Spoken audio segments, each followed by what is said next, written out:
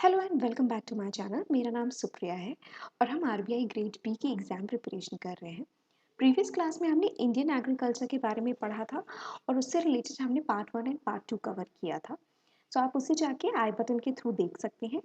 और आज का टॉपिक हमारा है बैलेंस ऑफ पेमेंट के बारे में, जिसमें हम current account and capital account के बारे में पढ़ेंगे और बैलेंस ऑफ ट्रेड क्या होता है। सो अगर आपने अभी तक मेरे चैनल को सब्सक्राइब नहीं किया है तो मुझे बहुत अच्छा लगेगा अगर आप मेरे चैनल को सब्सक्राइब कर लेते हैं।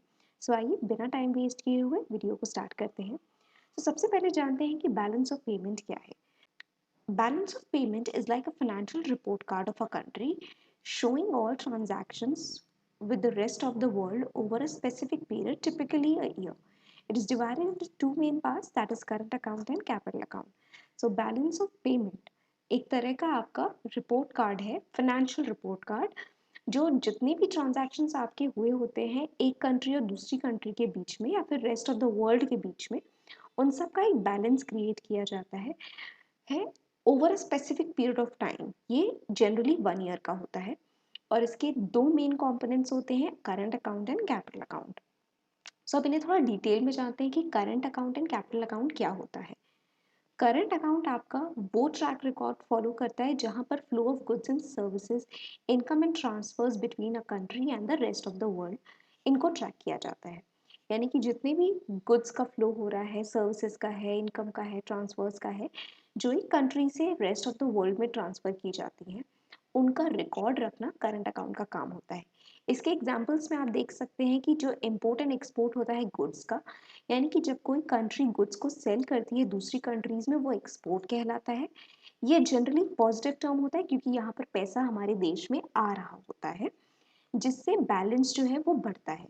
बट इसी का ऑपोजिट हो जाता है जब हम इंपोर्ट करते हैं, यानी कि दूसरी कंट्री से गुड्स को मंगाते हैं, वहाँ से खरीदते हैं, तो ये एक नेगेटिव आइटम हो जाता है क्योंकि हमें पैसा देना पड़ता है, गुड्स आ रहे हैं और पैसा हमारे हाथ से जा रहा है। सो ये एक नेगेटिव इम्पैक्ट हो जाता है जो बैलेंस को रिड्यूस करता है। नेक्स्ट आपका import and export of services है। तो सर्विसेज जैसे कि टूरिज्म है, बैंकिंग है, कंसल्टिंग है, ये भी कंट्रीब्यूट करते हैं बैलेंस के लिए। तो जैसे आपके फॉरेन टूरिस्ट होते हैं, जब वो कंट्री में हमारी आते हैं तो वो स्पेंड करते हैं, तो वो एक तरह से एक्सपोर्ट ऑफ सर्विस कहलाता है। तो जब फॉरेन कंट्री से लोग हमारे देश पे आ करके टूरिस्ट के तौर पे पैसा खर्च करते हैं, वो हमारे लिए एज एक्सपोर्ट ऑफ सर्विस हो जाता है, जिससे पैसा हमारे पास आता है।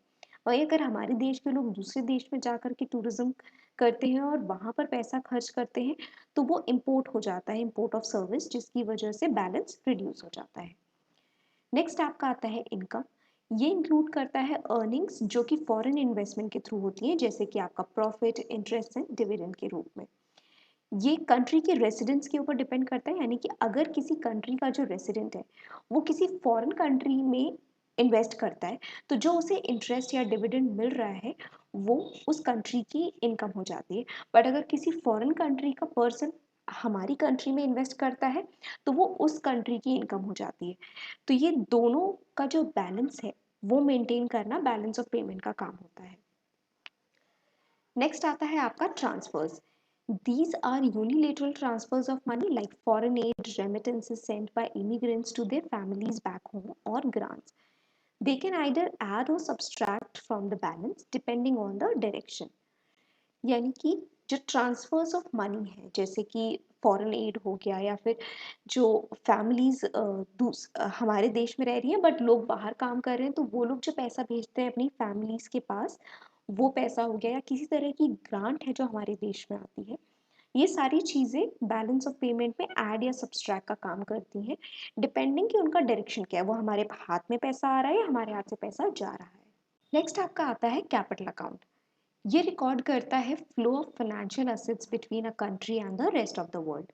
ये इंक्लूड करता है FDI, portfolio investment and change in the reserve assets. Reserve assets होते हैं आपके गोल्ड एंड फॉरेन करेंसीज, जो कि सेंट्रल बैंक आपका होल्ड करता है। सो एफडीआई क्या होता है? एफडीआई वो होता है कि जब एक कंपनी किसी कंट्री में इन्वेस्ट करती है, कुछ भी इस्टेब्लिश या एक्वायर करने के लिए, कोई बिजनेस, वो भी किसी दूसरी कंट्री में। तो जैसे इंडिया में बहुत सारा एफडीआई आता है क्योंकि बहुत सारी फॉरेन की जो कंट्रीज हैं वो हमारे देश में बिजनेस को सेटअप करती हैं, इंफ्रास्ट्रक्चर से ले करके अदर फैसिलिटीज़ का या फिर सर्विसेज के जो बिजनेसेस हैं उनको एक्वायर करती हैं। तो वो दूसरे देशों से हमारे देश में जो एड भेजते हैं या फिर जो इन्वेस्टमेंट भेजते हैं वो foreign direct investment that is FDI कहलाता है। नेक्स्ट आपका आता है पोर्टफोलियो इन्वेस्टमेंट। ये इन्वॉल्व करता है purchase of stocks bonds and other financial assets in another country. ये रिफ्लेक्ट करता है इन्वेस्टर का कॉन्फिडेंस एंड फाइनेंशियल मार्केट के डायनेमिक्स को। फिर आता है changes in the reserve assets. Countries hold reserves like gold and foreign currencies. ये सपोर्ट करती है किसी भी कंट्री की जो करेंसी है उसको मैनेज करने में और सपोर्ट करने में हेल्प करता है। Changes in the reserves are recorded in the capital accounts. जो भी चेंजेस रिजर्व में होते हैं वो सबके सब कैपिटल अकाउंट में रिकॉर्ड किए जाते हैं। बैलेंस ऑफ पेमेंट जो है वो इक्विलिब्रियम क्रिएट करता है करंट अकाउंट और कैपिटल अकाउंट के बीच में, ताकि जो उनके बीच का बैलेंस है वो जीरो हो जाए। Common, however, it's common for the countries to have deficit or surplus in one or both the accounts, जो कि इफेक्ट करता है उसकी economic health and international financial position में। तो अगर किसी भी कंट्री का जो करंट अकाउंट है वो मान लेते हैं कि डेफिसिट में है, तो ये क्या इंडिकेट करता है? ये इंडिकेट करता है कि वो जो कंट्री है उसकी जो लिविंग चल रही है वो बियॉन्ड इट्स मीन्स है, यानी कि वो इतना अर्न नहीं कर रहे हैं जितना वो खर्च कर रहे हैं, जिसकी वजह से उनका जो करंट अकाउंट है वो डेफिसिट में जा रहा है। तो वो रिलाई करते हैं फॉरेन बोरोइंग्स के ऊपर टू फाइनेंस कंजम्पशन और investment. Overall balance of payment एक क्रूशियल रोल प्ले करता है किसी भी कंट्री की इकोनॉमिक रिलेशनशिप को रेस्ट ऑफ द वर्ल्ड के साथ असेस करने में और उसकी एक्सटर्नल फाइनेंशियल पोजीशन को मैनेज करने में। अब बात करते हैं कि बैलेंस ऑफ ट्रेड और बैलेंस ऑफ पेमेंट के बीच में डिफरेंस क्या है। अब बैलेंस ऑफ ट्रेड जो है वो बैलेंस ऑफ पेमेंट का ही पार्ट होता है, यानी कि ये इसको इंक्लूड करता है। तो बैलेंस ऑफ ट्रेड क्या है? ये फोकस करता है difference between the value of countries export and import of goods over a certain period of time usually, यानी कि यहाँ पर दोनों चीजें आपको लगभग लगभग सेम ही मिलेंगी। यानी कि बैलेंस ऑफ ट्रेड जो है वो फोकस करता है कि डिफरेंस क्या है वैल्यू में, कि जितना एक्सपोर्ट हुआ है और जितना इंपोर्ट हुआ है उसके बीच का जो डिफरेंस है उसको कैलकुलेट करना, वो भी एक स्पेसिफिक पीरियड ऑफ टाइम के लिए। नेक्स्ट आता है आपका it considers only tangible goods, यानी कि टैंजिबल गुड्स जिन्हें आप टच कर सकते हो, जैसे कि कार्स है, इलेक्ट्रॉनिक्स है, फूड प्रोडक्ट्स हो गए, ये उनमें डील करता है। किसी भी तरह का ट्रेड सरप्लस जो अगर करता है वो होता है कि कंट्री की जो एक्सपोर्ट है वो ज़्यादा है इंपोर्ट्स के कंपैरिजन में, जो कि रिजल्ट करता है पॉजिटिव बैलेंस ऑफ ट्रेड में। वहीं अगर ट्रेड डेफिसिट आकर हो रहा है, यानी कि कंट्री के जो इंपोर्ट्स हैं वो ज़्यादा हैं कंपेयर टू इस एक्सपोर्ट, जो कि एक नेगेटिव बैलेंस ऑफ ट्रेड को शो करता है। तो ये आपका बैलेंस ऑफ ट्रेड होता है। बैलेंस ऑफ पेमेंट, जैसा कि हमने अभी प्रीवियसली देखा कि ये ब्रॉडर मेजर है जो इंक्लूड करता है बैलेंस ऑफ ट्रेड को भी, उसके साथ साथ balance of services, income and unilateral transfer as well as financial transactions such as FDI, portfolio investment and change in reserves, यानी कि जो हमने पहले अभी पढ़े थे सारे टॉपिक्स वो सब कुछ बैलेंस ऑफ पेमेंट में इंक्लूड होते हैं along with balance of trade. ये कॉम्प्रिहेंसिव पिक्चर शो करता है कंट्री की इकोनॉमिक ट्रांजैक्शंस के बारे में रेस्ट ऑफ द वर्ल्ड के कंपैरिजन में, या उनके साथ अटैच करके एक कॉम्प्रिहेंसिव रिपोर्ट कि हमारी कंट्री का रेस्ट ऑफ द वर्ल्ड के साथ क्या क्या ट्रांजैक्शन हो रहा है। ये कवर करता है बोथ विजिबल एंड इनविजिबल, यानी कि टैंजिबल एंड नॉन टैंजिबल, जो कि आपकी सर्विसेज, इनकम या ट्रेड्स जो होते हैं वो फॉलो करते हैं, as well as their financial flows. ये सब कुछ बैलेंस ऑफ पेमेंट में इंक्लूड होता है। बैलेंस ऑफ ट्रेड एक कंपोनेंट है बैलेंस ऑफ पेमेंट का, especially the current account. Balance of payment encompasses a wider range of economic activities, यानी कि वाइड जो बैलेंस ऑफ पेमेंट है वो एक वाइडर कॉन्सेप्ट है क्योंकि उसमें सब कुछ इंक्लूड हो जा रहा है, और बैलेंस ऑफ ट्रेड में जो है वो टैंजिबल गुड्स ही इंक्लूड होते हैं जो कि आपका करंट अकाउंट का पार्ट रहता है स्पेसिफिकली। नेक्स्ट आपका आता है importance of balance of payment, कि आखिर इसकी इंपॉर्टेंस क्या है। सबसे पहली इंपॉर्टेंस है economic health indicator. Balance of payment एक क्रूशियल इंडिकेटर है किसी भी कंट्री की इकोनॉमिक हेल्थ और इंटरनेशनल फाइनेंशियल पोजीशन को जानने के लिए। ये रिफ्लेक्ट करता है कि कंट्री की जो लिविंग है, जो उसकी मीन्स है, वो एक्सटर्नल फाइनेंसिंग के ऊपर डिपेंड करते हैं या फिर वो खुद से सेल्फ सस्टेनेबल है। अगर एक परसिस्टेंट डेफिसिट शो होता है बैलेंस ऑफ पेमेंट में, तो ये शो करता है कि कंट्री जो है जितना अर्न नहीं कर रही है उससे ज़्यादा वो खर्च कर रही है। तो ये पोटेंशियली लीड करता है एक एक्सटर्नल डेब्ट के ऊपर और करेंसी डेप्रिसिएशन के ऊपर। सो यहाँ पर इकोनॉमिक हेल्थ इंडिकेट करता है बैलेंस ऑफ पेमेंट के जरिए। नेक्स्ट आपका आता है पॉलिसी फॉर्मुलेशन।